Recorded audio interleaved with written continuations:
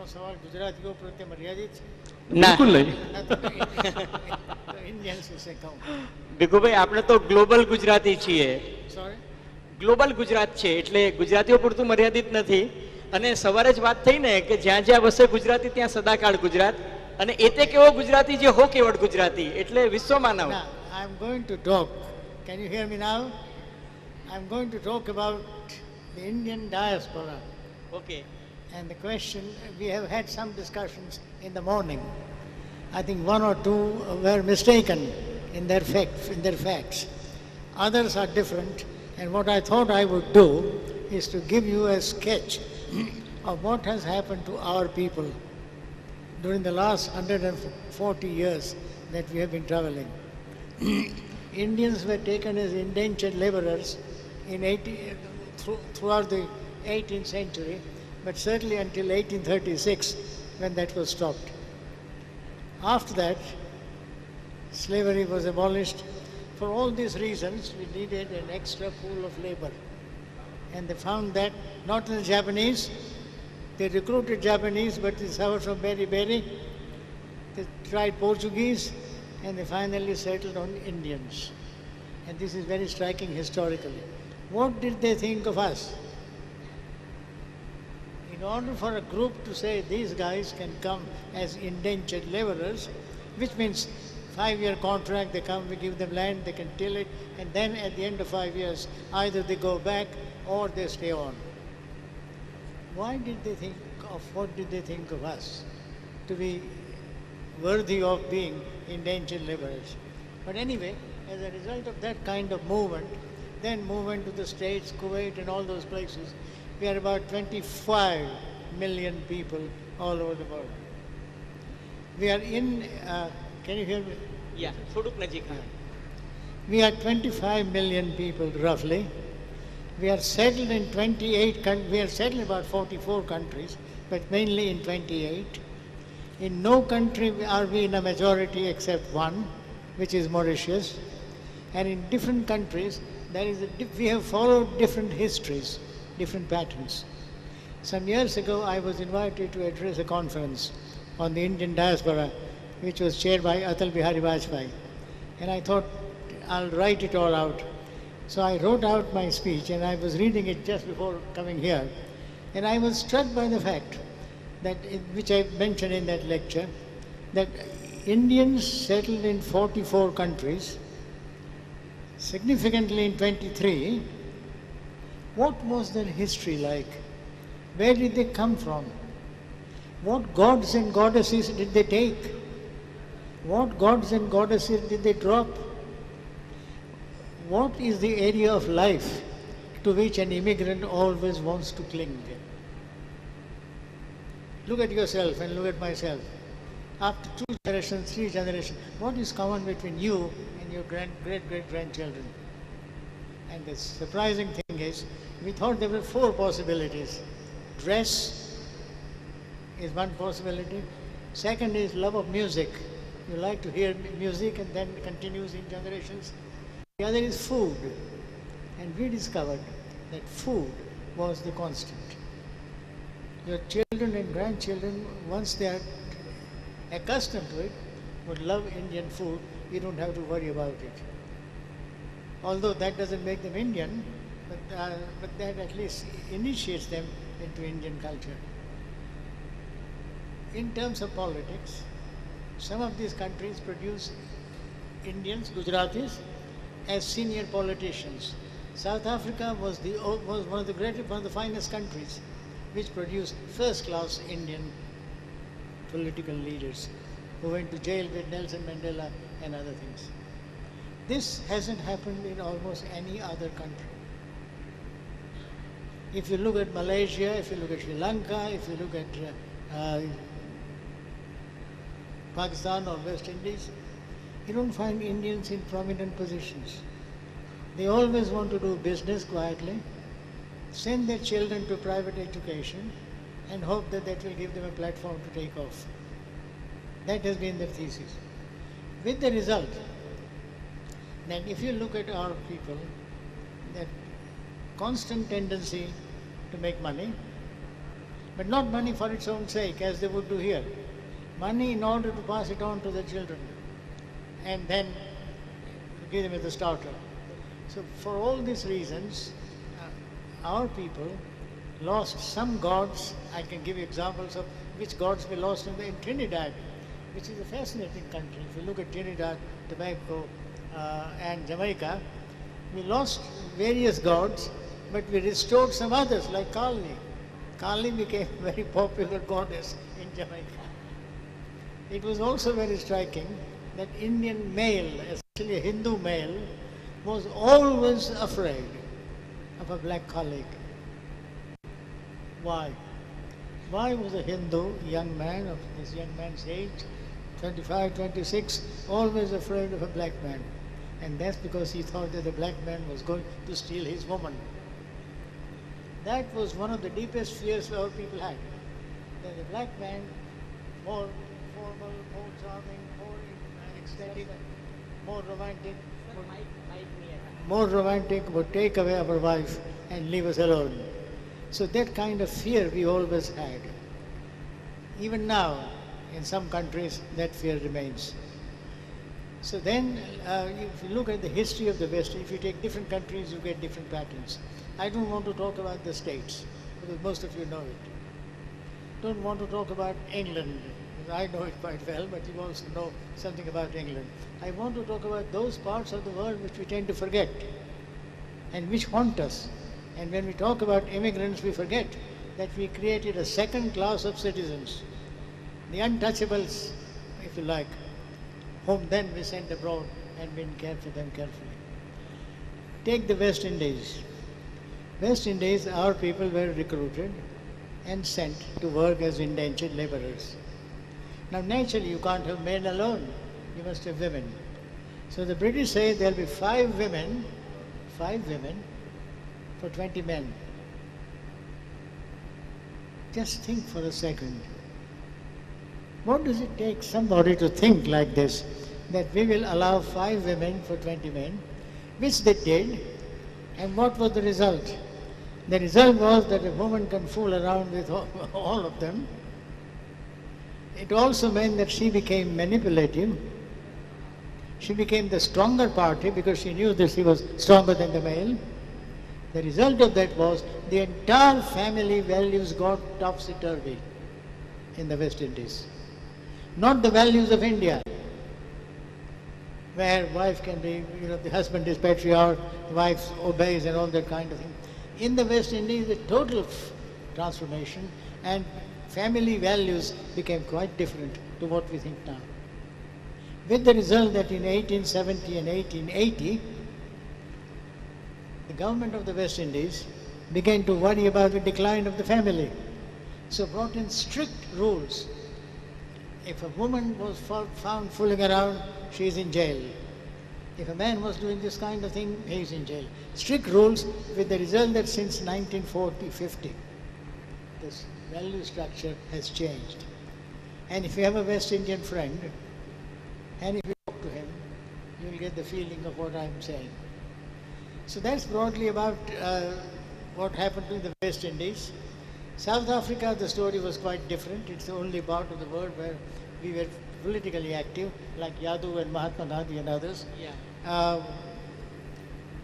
Jamaica, again, we were active. In Malaysia, we were active. But in other countries, we simply remained passive. What was the consequence of that?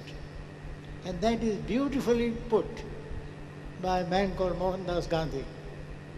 He put it beautifully because in South Africa, he was fighting against the unjust laws which require Indian marriages to be registered. So people who would go from here to South Africa, husband and wife, the government said, you must register your marriages. And Indians said, this is unacceptable. You don't even ask your slave to do this. We are married, but my passport says this, nothing more than that. But no, the government insisted. Gandhi led a protest. He expected a lot of people to follow him. They didn't.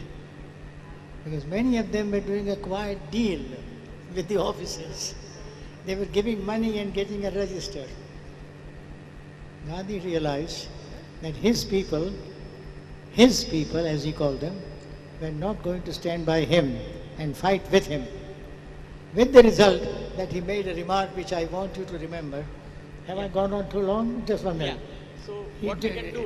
Let me just finish this remark. Yeah. At which point Gandhi got unbelievably angry for the first time in his life. And he said, when shall we learn to rebel against ourselves? Just look at the sentence. When shall we learn to rebel against ourselves? આપણે માટી જેવા છીએ, એની સામે આવા પ્રકૃતિ સામે રહેવાની શક્તિ કેમ નથી આપણામાં? And then he went further. The next sentence. If you behave like a worm, don't blame others for trampling on you. Very well said. કીડા તરીકે તમારે જીવવું હોય તો સામો માણસ તમારા પર પગ મૂકવાનો. વાંક તમારો છે કે તમે પેલાને ટેમ્પ્ટ કર્યો. માણસને ટેમ્પ્ટિંગ ના થાય તમારી સામે કોઈ જાતની છૂટછાટ લેવાની. જો તમે કહો કે ના આ મારી લક્ષ્મણ રેખા છે, આ મારી મર્યાદા છે. એટલે ગાંધીજીનો અનુભવ સાઉથ આફ્રિકામાં છેલ્લે સુધી when shall we learn to rebel against ourselves? પણ ભીખુભાઈ કદાચ આ જ ઘટના હતી કે જ્યાંથી શરૂઆત થઈ કે ગુજરાતીઓ વિદેશની ધરતી ઉપર પણ વિરોધ કરી શકે છે, સત્ય માટે લડી શકે છે. આશીષભાઈ તમને પૂછીશ કે સત્ય સામે લડી શકે છે. ગુજરાતીઓ જે છે, Gujarati, look, take places where there are Gujaratis and other people from India. Take South Africa. Gujaratis, Tamils, Telugus and Muslims. Now what is the pattern of every one of them? Where are the Gujaratis? Mainly in banks. When I went to South Africa, I was struck. Every bank you go to are our people. Business, trade. Blacks were working on the farms which our people owned. That happens with Gujaratis. બરાબર. અન્ય લાક્ષણિકતાઓની ગુજરાતીઓની વાત કરીએ. આશીષભાઈ તમને પૂછીશ કે જે રીતે તમે પોતાનું ગ્રુપ ચલાવો, ફાઉન્ડર છો ઓફ મારા ગ્રુપના, બિઝનેસ ઓપોર્ચ્યુનિટી કેવી રીતે શોધી અને કેવી રીતે આટલો ડેવલપ કરી શક્યા? Good afternoon. Thank you so much. Firstly, I'd like to thank Sunil Bhai and Profil Bhai Naik, Susmit and the team at Ayana, also Barun Das and the team at TV9 for this phenomenal setup. And really, I'd like to salute your passion for holding this, really the promotion of Gujaratis globally and bringing that, as Sunil Bhai said, removing the coconut nuss of all of us. I think it's a brilliant thing. And I've been personally quite lucky because my spiritual leader, Morari Bapu, has, with his teaching of Satya, Prem and Karuna, has kept me very connected with Gujarat and India. He's made me very, very proud to be a Gujarati and to be an Indian. And obviously, getting married to Krishna, my wife, who's in the crowd, has made me even more so proud to be Gujarati, who's from Gujarat. But Amara family, 1890, we left Gujarat and we went to East Africa. So when you think about, my ancestors traveling purely for entrepreneurial opportunities, it's quite amazing. I'll interrupt you for a moment. Vikubhai, his story is, from rags to riches. But interestingly, I thought that seldom you will find, dropouts will become the richest person in the world. For example, Bill Gates or Steve Jobs. Here is a story that he is a dropout and still he has become one of the richest men. So that is the, I think, very inspirational story that we want to hear from you, because time is a constraint, but that is the most interesting story that we want to hear from you. From a refugee, you have become the richest man. Tell us that story. Huh? Yes.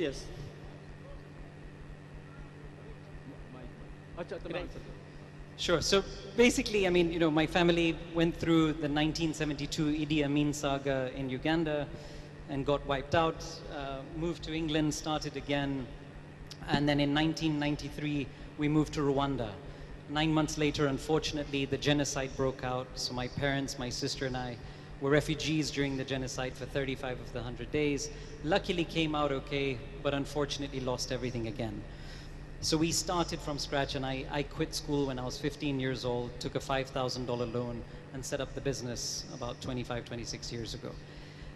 Over this journey, over 26 years, we've created 16 different businesses in 26 African countries, created 30,000 jobs in the process. But I think more importantly, I think, you know, wealth creation is definitely important, but alongside that, I think creating a positive social impact is equally important. And this is why I chair the United Nations Global Entrepreneurship Council, and very focused on how we really make sure, in line with the Sustainable Development Goals of the United Nations, that we leave no one behind in a true manner. And I think, you know, and Bapu teaches us this as well, but positivity attracts positivity. You do good and you will do well. If you give back, you will get back tenfold. So it's a matter of how you combine, and it's the best way to create a sustainable and self-sustainable and a scalable business in the real sense.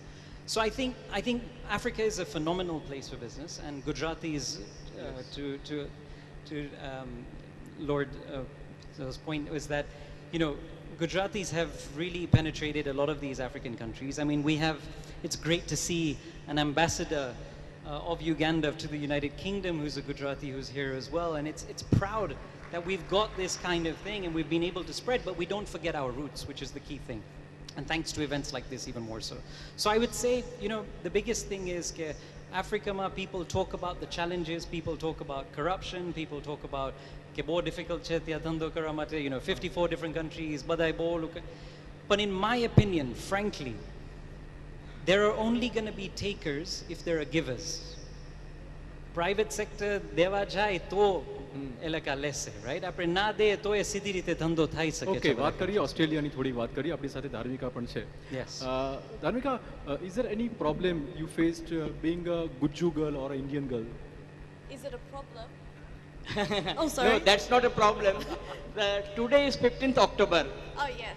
Today is 15th October, and incidentally that she is one of the finest researcher based out of Australia, and her area of expertise is in breast cancer, and today the whole world is celebrating Breast Cancer Awareness Day.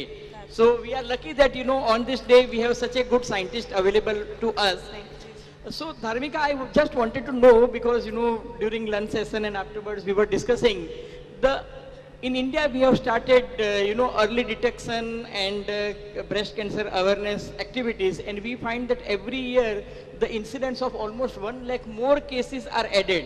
So I just want, an Indian scientist could not find out the reason. What is the reason or cause of this breast cancer? Some people, there are certain myths that, you know, if you consume more oral contraceptives or infertility treatment, or, you know, if you don't have children, or if there is no breastfeeding, then that may cause, you know, this breast cancer. So as an expert, I want to understand from you that what is the reason, because there are a lot of myths. So what is reality? And another thing, that what is the protocol in Australia? For example, in India, after 30 years, you start, you know, sonography, then mammography every second year, and after 50 years, every year you should undergo mammography and other things. So what is the protocol for early detection and creating awareness in the society in nutshell? Sure. And I just want to say thank you as well for having me here today. I would start with the first part, which is, you know, what causes cancer? That's a very heavy question, Bai. Cancer, we still really don't know the root cause, but we know a few things about the way that it behaves. So we know that it can happen at any time for lots of different people. It can be triggered by different things in environment or lifestyle, but we can't pinpoint and say... Maybe stress also. Yes, that's exactly right. So it's a holistic piece, right? It's your mental health, it's your physical health, it's your environmental health. And I think at the end of the day, we have to go back to the core of our human bodies, which is our immune system, right? So balancing your immune system means living a really holistic, clean life, you know, like doing things that are good for you and bring out the best in you. And so that's what I think we should look at when we think about cancer. It's not necessarily, we don't know enough to know what it's always triggered by, especially with breast cancer. You can have women who have lumps in their breast, but they'll die of a heart attack. It doesn't, you know, dictate how one might pass away. the important thing with cancer, because we don't know what it is we must detect it early. And so that's why when we go out there and we're promoting women to go out and get tested early, the main reason is because we can't fight it unless we detect it early. And so there are lots of reasons why that doesn't happen in different cultures, but also in Australia, we start testing women from the age of 40 with the current gold, what they call the gold standard, which is mammography. It can't be used for women under the age of 40 because of breast density. So it doesn't work as well in younger women, and therefore we only start screening from the age of 40 unless you have a family history. So women under the age of 40 have one tool. That tool is this. It is your hand. And if you can detect it with that, then that's what we get. So that's why I was motivated to develop something else. And sure, it was a bit of an accident how I came about it, but the reason to keep on trying to develop it was very strong. Thank you so much. આપણે જોયું જાણ્યું કે કેવી રીતે રાજકીય ક્ષેત્ર હોય, medical ક્ષેત્ર હોય કે ઉદ્યોગ જગત હોય, આ ત્રણે ત્રણ ક્ષેત્રમાં કેવી રીતે ગુજરાતીઓ પોતાનું યોગદાન આપી રહ્યા છે વિદેશોમાં પણ. આ સેશન અહીંયા પૂરું કરીશું, પરંતુ નેક્સ્ટ સેશન ખૂબ જ ઇન્ટરેસ્ટિંગ રહેવાનું છે. ક્યાંય જતા નહીં, મળીએ એક નાનકડા વિરામ પછી. Thank you so much.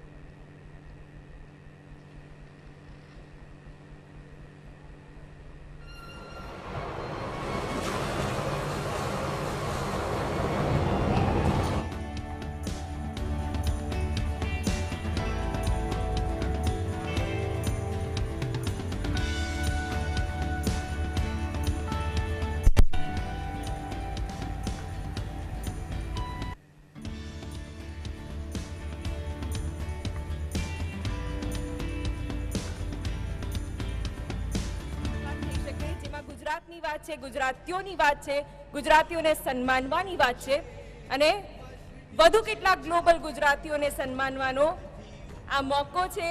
એટલે હું મંચ પર આમંત્રિત કરવા માંગીશ એ તમામ મહાનુભાવોનો.